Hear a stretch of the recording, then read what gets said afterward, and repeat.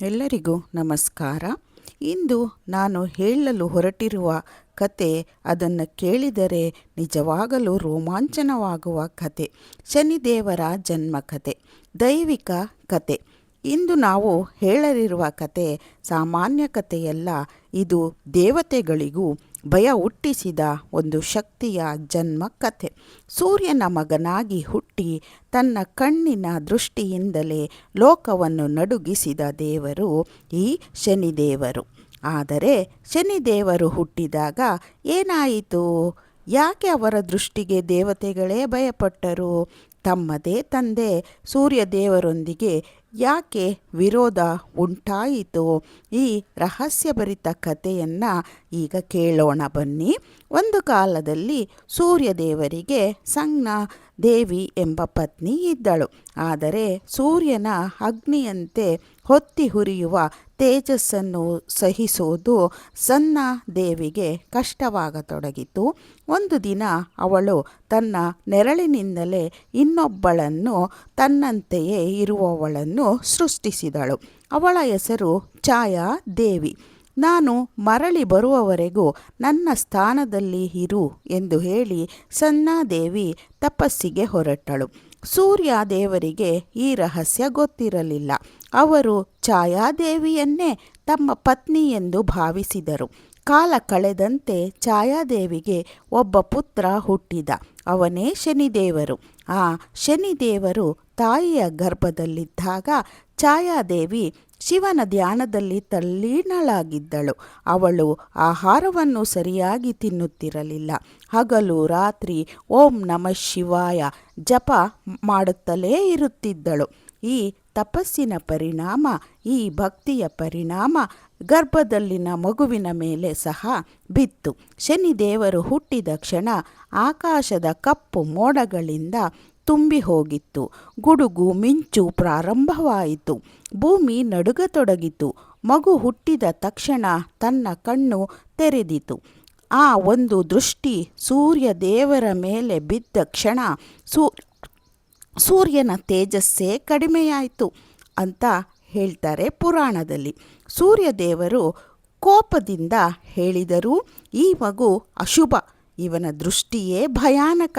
ಈ ಮಾತು ಕೇಳಿದಾಗ ಛಾಯಾದೇವಿಗೆ ತುಂಬ ನೋವಾಯಿತು. ಅವಳು ಹೇಳಿದಳು, ಇವನು ಸಾಮಾನ್ಯ ಮಗು ಅಲ್ಲ, ಶಿವನ ಕೃಪೆಯಿಂದ ಹುಟ್ಟಿದ ದೈವಿಕ ಶಕ್ತಿ.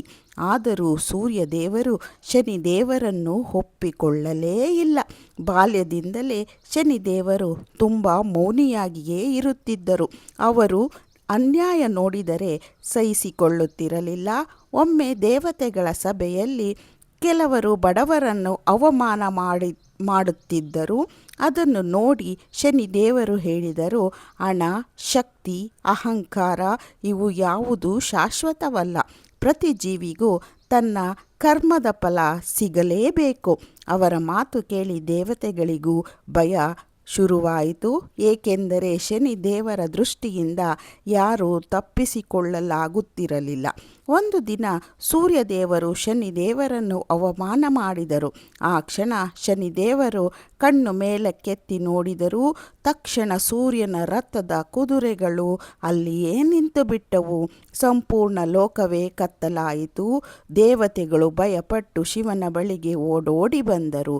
ಪ್ರಭು, ಈ ಶಕ್ತಿ ಯಾರು ಎಂದು ಕೇಳಿದರು.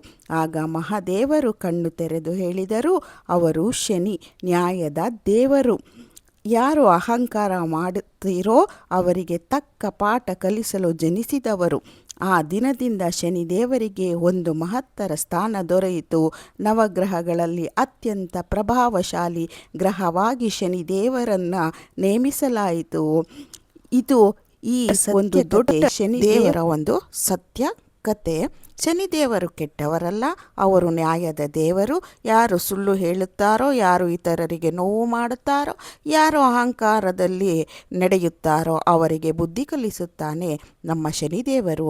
ಒಳ್ಳೆಯ ಮನಸ್ಸು, ಪ್ರಾಮಾಣಿಕತೆ, ಸಹನೆ ಇರುವವರನ್ನು ನಮ್ಮ ಶನಿದೇವರು ರಾಜನನ್ನಾಗಿಯೂ ಮಾಡಬಲ್ಲರು. ಆದ್ದರಿಂದ ಇಂದಿಗೂ ಲಕ್ಷಾಂತರ ಜನ ಶನಿದೇವರ ಪೂಜೆ ಮಾಡುತ್ತಾರೆ. ಎಳ್ಳಿನ ಎಣ್ಣೆ ದೀಪ ಹಚ್ಚುತ್ತಾರೆ.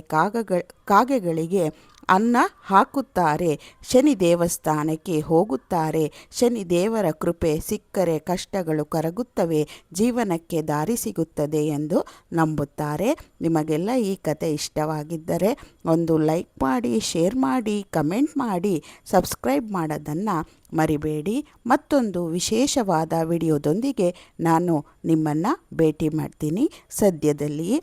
ಶನಿದೇವರು ಎಲ್ಲರಿಗೂ ಒಳ್ಳೆಯದನ್ನು ಮಾಡಲಿ. ಶನಿದೇವರ ಕೃಪಾ ಕಟಾಕ್ಷಕ್ಕೆ ನಾವೆಲ್ಲರೂ ಪಾತ್ರರಾಗೋಣ. ಮುಂದಿನ ವಿಡಿಯೋದಲ್ಲಿ ನಾನು ಶನಿದೇವರ ಕೃಪಾ ಕಟಾಕ್ಷದ ಬಗ್ಗೆ ಹೇಳುತ್ತೇನೆ. ನಮಸ್ತೆ.